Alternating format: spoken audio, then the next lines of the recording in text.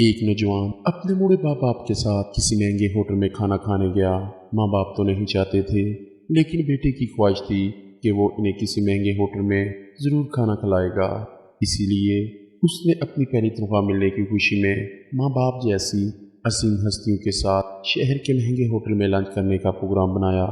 बाप को रेशे की बीमारी थी, उसका जिस्म हर लम्हे कपकपाहट में रहता था और ज़ईफ़ा माँ को दोनों आंखों से कम दिखाई देता था।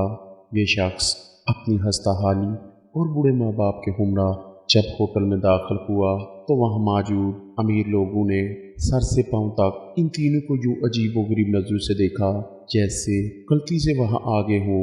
खाना खाने के लिए बेटा अपने दोनों माँ बाप के दरमियान बैठ गया।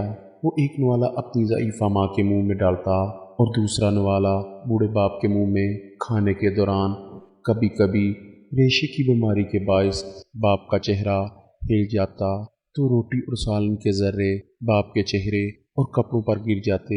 यही हालत माँ के साथ भी थी। तो जैसे ही माँ के चेहरे के पास नवाला ले जाता तो नज़र की कमी के बायस वो अनजाने में इधर उधर देखती तो उसके भी मुंह और कपड़ों पर खाने के दाग पड़ गए।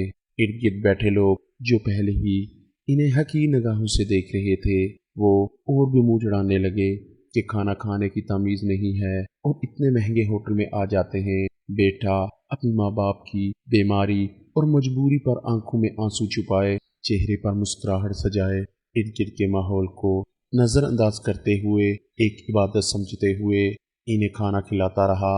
खाने के बाद वो माँ बाप को बड़ी इज्जत और एहतराम से वाश बेसिन के पास ले गया।